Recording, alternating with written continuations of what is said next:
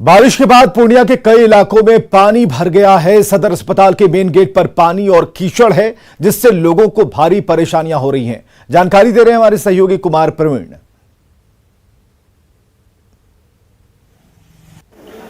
मैं अभी मौजूद हूं पूर्णिया सदर अस्पताल में और आप यहां देख सकते हैं कि यहां पे हल्की बारिश के बावजूद भी पूरा जल जमाव लग जाता है, पूरा कीचड़ है।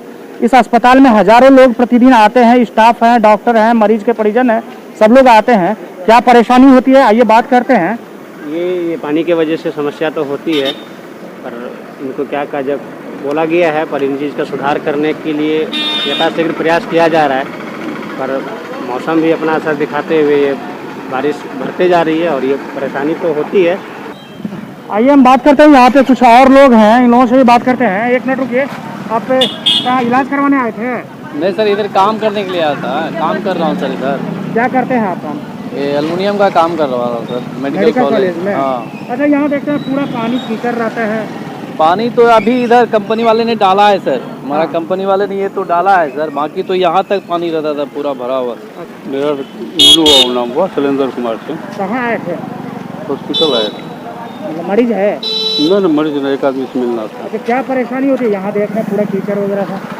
परेशानी तो आपके नज़र में है, चलना भी मुश्किल होता है। तो पानी रुका हुआ है, अगर पानी पड़ता है तो बड़ा दिक्कत हो जाता है। पूरा कीचड़ हो जाता है। पूरा कीचड़ होता है। रोड सबसे बहुत जरूरी है, वो सदर हॉस्पिटल में आना जाना बड़ा, यहाँ आते जाते हैं, काफ़ी दिक्कत हो रही है, सबको दिक्कत हो रहा है। रोड शैलेंद्र सिंह। तो यहाँ के जो स्टाफ है या मरीज हैं, मरीज के परिजन हैं, सबको दिक्कत हो रही है। और ये यहाँ पे मेडिकल कॉलेज बन रहा है, जिस कारण से और ज़्यादा परेशानी बढ़ गई है। हालांकि मेडिकल कॉलेज के जो कंस्ट्रक्शन जो काम कर रहे हैं, उन्होंने कुछ साइड से मिट्टी वर्क किया है, लेकिन इसके बावजूद भी यहाँ कीचड़ पूरा भरा पड़ा है।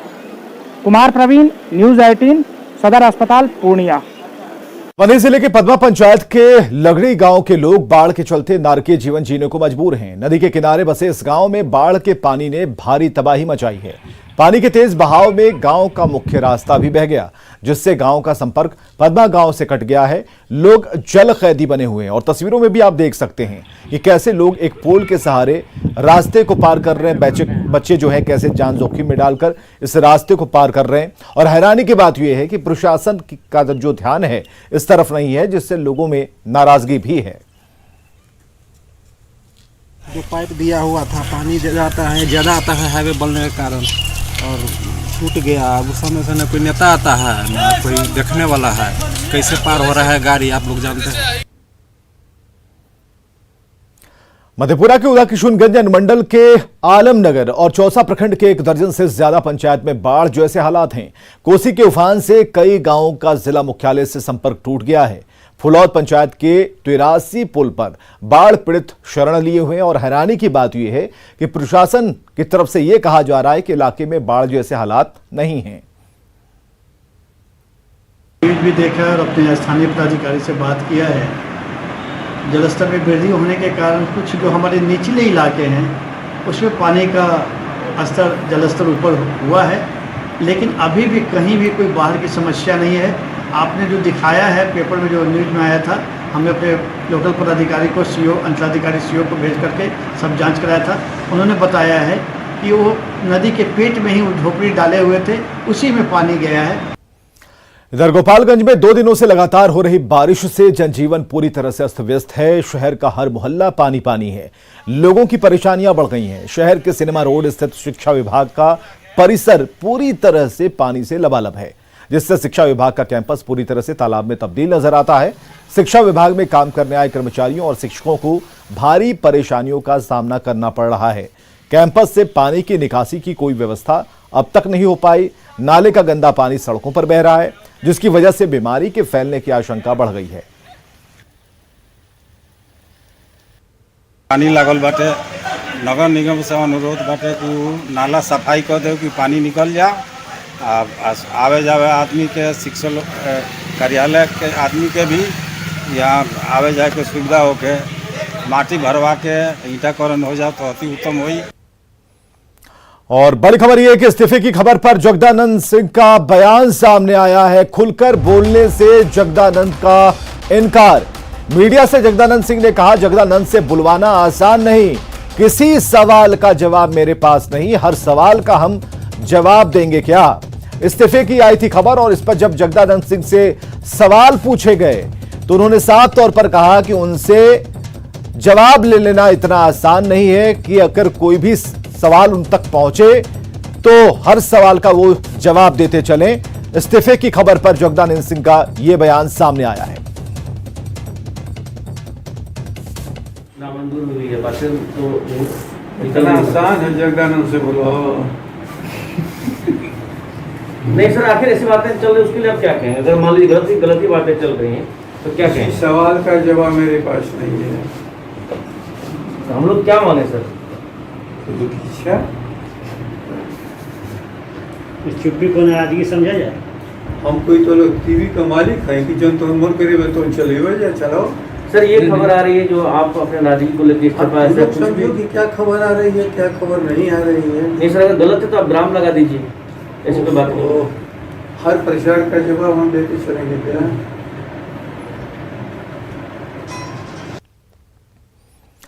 तो मीडिया से जगदानंद सिंह ने जो कहा वो बातें हमने आपको बताई, सुनाई और आपने देखा कि किस तरीके से जगदानंद सिंह ने कहा कि हर सवाल का जवाब हम देते रहें क्या। तो कई बार कई तरीके से एक ही सवाल उनसे पूछा गया कि आप इस बात का खंडन कर दीजिए, आपका जो जवाब होगा उससे एक संदेश जाना चाहिए कि आखिर जगदा बाबू के बारे में इस्तीफे से जुड़ी हुई अगर यह खबर आ रही है तो जगदानंद सिंह का क्या इस पर कहना है। लेकिन जगदानंद सिंह ने कुछ भी नहीं कहा, खुलकर तो बिल्कुल नहीं। और एक बार फिर से हम आपको सुनाते हैं जगदानंद सिंह ने क्या कुछ कहा। नामंजूर हुई है बातें तो इतना आसान है जगदानंद से बोलो। नहीं सर, आखिर ऐसी बातें चल रही उसके लिए आप क्या कहेंगे? अगर मान लीजिए गलती बातें चल रही हैं तो क्या कहें? सवाल का जवाब मेरे पास नहीं है। तो हम लोग क्या माने सर? इच्छा इस चुप्पी को नाराजगी समझा जाए। हम कोई तो लोग टीवी का मालिक है कि जन तो मन करे तो चले जा चलाओ। सर ये खबर आ रही है जो आप अपने नाराजगी को लेकर इस्तीफा ऐसे कुछ भी समझो कि क्या खबर आ रही है क्या खबर नहीं आ रही है। नहीं सर, अगर गलत है तो आप विराम लगा दीजिए, ऐसी कोई बात नहीं। हर प्रचार का जवाब हम देते चलेंगे क्या?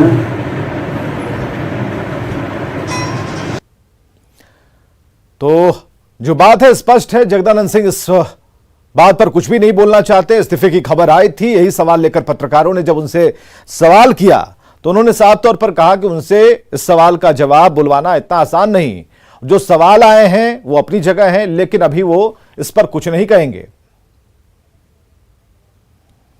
आरजेडी के रजत जयंती समारोह में तेज प्रताप यादव ने मंच से भाषण देते हुए कहा था कि लगता है कि जगदानंद अंकल हमसे नाराज हैं। माना जा रहा है कि इसी बयान से जगदानंद सिंह आहत थे। माना जा रहा है कि तेज प्रताप यादव ने जिस तरह से उस दिन रजत जयंती के दिन यह कहा था कि जगदा अंकल हाथ नहीं उठा रहे हैं, उससे आप नाराज हैं और यही वजह है कि आपने ये कदम उठाया है।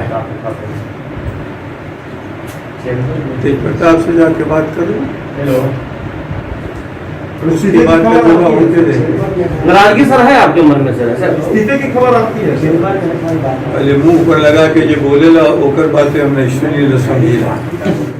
और चलिए वो भी हम आपको दिखाने की कोशिश करते हैं कि आखिर तेज प्रताप यादव ने मंच से क्या कहा था। उस समय जगदा बाबू बैठे हुए थे तेजस्वी के ठीक बगल में।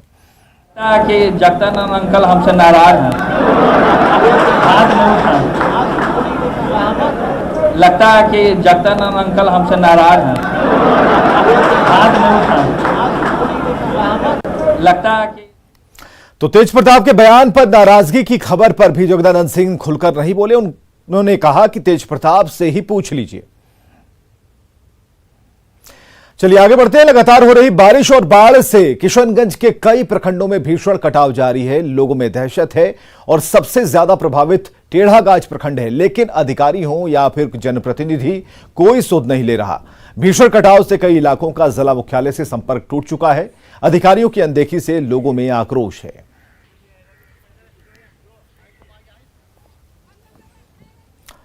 लगातार हो रही बारिश और बाढ़ से किशनगंज के कई प्रखंडों में भीषण कटाव जारी है। लोगों में दहशत है और टेढ़ागाछ प्रखंड की तस्वीरें हमने आपको दिखाई। जनप्रतिनिधि या फिर कोई नेता यहां अभी तक नहीं पहुंचा है। हालांकि मुख्यालय से संपर्क टूट चुका है।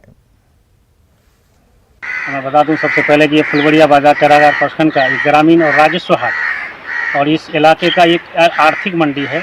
पूरे प्रखंड क्षेत्र में 3 महत्वपूर्ण हाट हैं, जिसमें फुलवड़िया हाट, मटियारी हाट और सुइया हाट, जो चरागाह प्रखंड के अंतर्गत आते हैं। और ये तीनों हाट इस वक्त इसका अस्तित्व खतरे में है। और ख़ास करके इस वक्त हम फुलवड़िया हाट में हैं, फुलवड़िया हाट के बगल में। और यहाँ 13 अभी जो ग्रामीणों से पता चला, और इससे पहले भी अंचलाधिकारी अब तक कोई कटाव निरोधक कार्य नहीं किया गया। इधर पूर्णिया के लाइन बाजार में अल्फा हॉस्पिटल में जमकर हंगामा हुआ है। गर्भवती महिला और नवजात की मौत के बाद परिजनों का गुस्सा भड़क गया।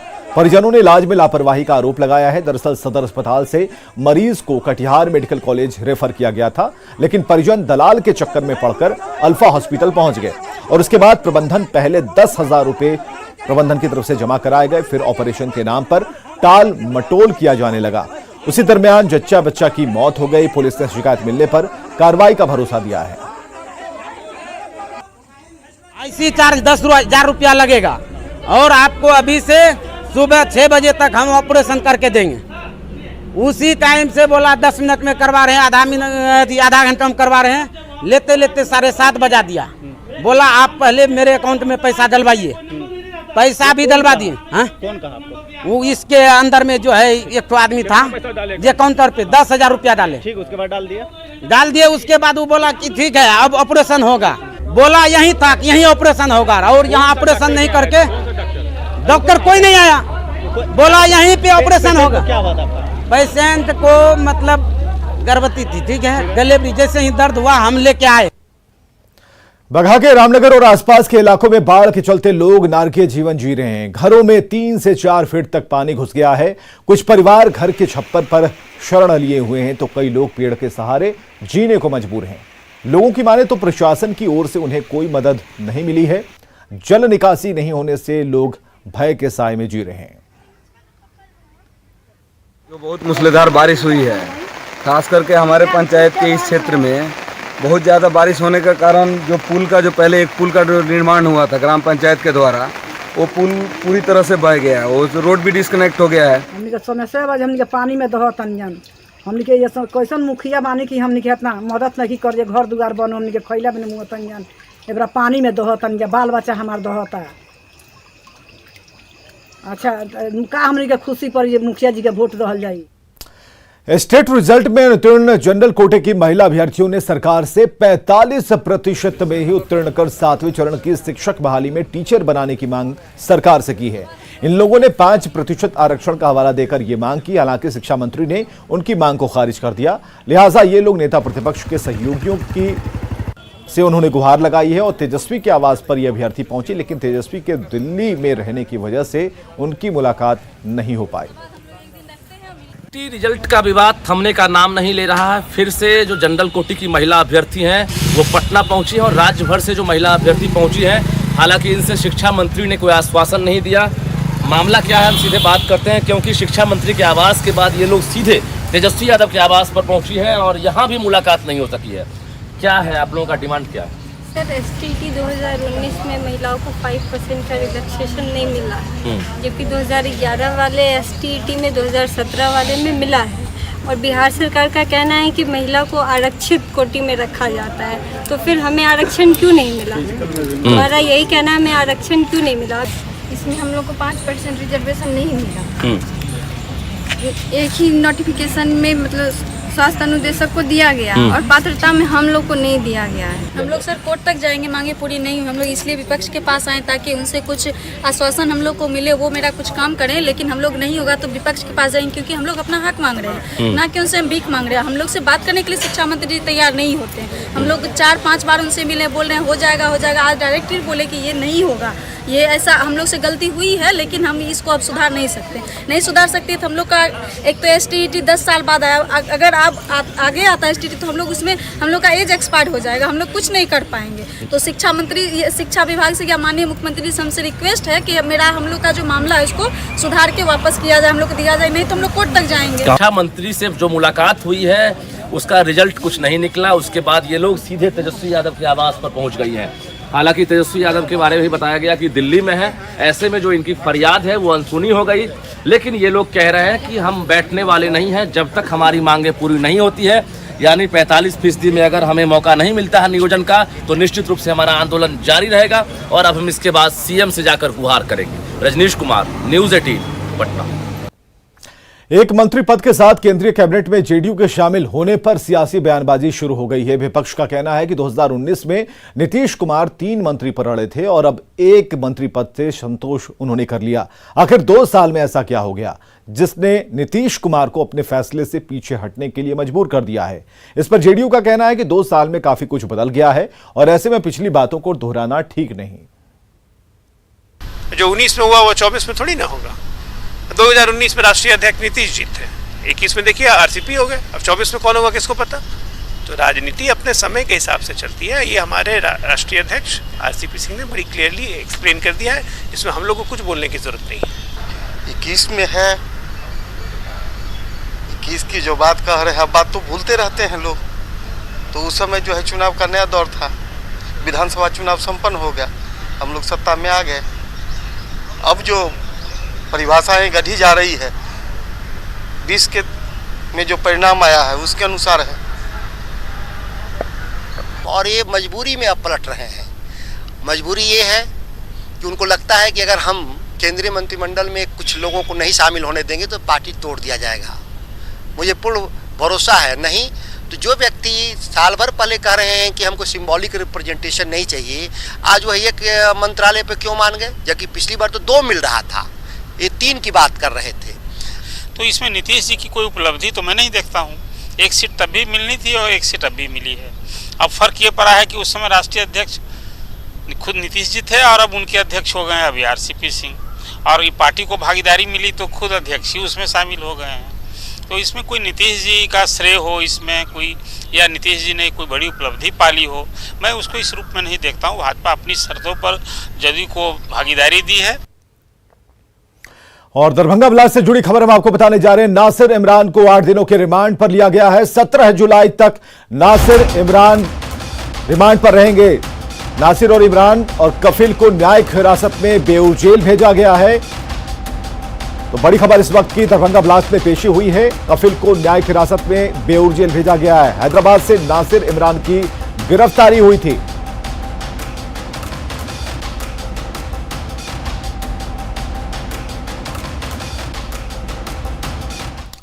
आरजेडी नेता तेज प्रताप यादव फिर सुर्खियों में। इस बार ये सुर्खियां उनके नए उद्योग की शुरुआत को लेकर हैं।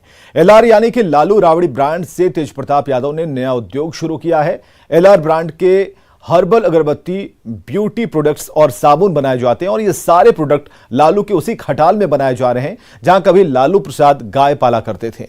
दानापुर में बाकायदा इसका एक शोरूम भी खुला है।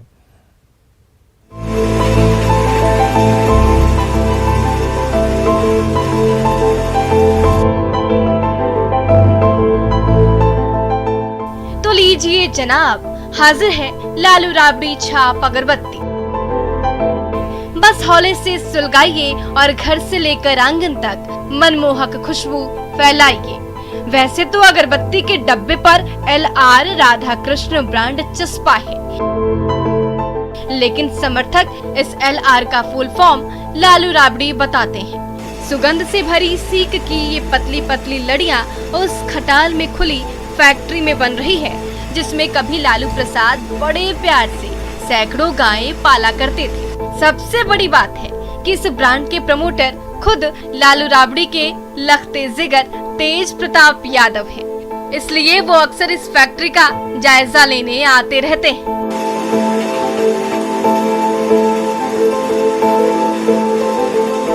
किया जाएगा इसका तेज प्रताप यादव देखते कभी कतल आते हैं कभी कतल नहीं आते हैं। हाँ। इस अगरबत्ती को बनाने में थोड़ा भी केमिकल नहीं लगता। मंदिर में चढ़ने वाले फूल इकट्ठा करके लाते हैं, सुखाने के बाद पीस कर उसका चूरा प्रोसेसिंग के लिए हाईटेक मशीन में डालते हैं। मशीन के कलपुर्जे चलते जाते हैं और हर पल अगरबत्ती से लेकर तिकोने धूप आकार लेते जाते हैं। इस फैक्ट्री में अभी 20 तरह की सुगंधित सामग्री बन रही है।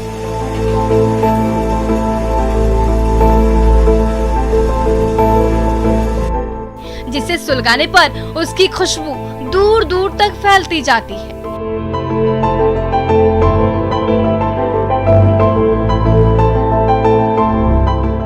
इसकी पैकिंग करके दानापुर में खुले चमचमाते शोरूम में सजा दिया जाता है।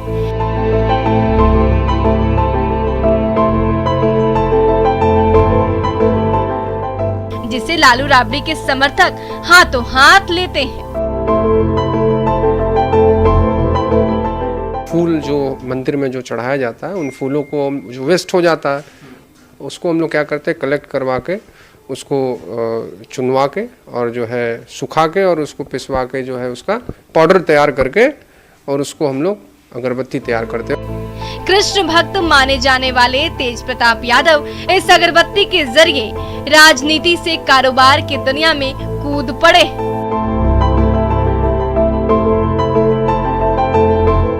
तो देर किस बात की, LR यानी लालू राबड़ी अगरबत्ती घर लाइए और उसकी मखमली महक में खो जाएगी। Ravi S Narayan, news 18 Patna. Network 18 federal bank Sanjeevani गाड़ी भारत के कोविड प्रभावित जिलों में जारी है और वैक्सीन के लिए जागरूकता फैलाने की हमारी इस मुहिम को आप भी अपना सहयोग दीजिए। चलिए आपको दिखाते हैं संजीवनी गाड़ी अब तक कहां गई और आज कहां है।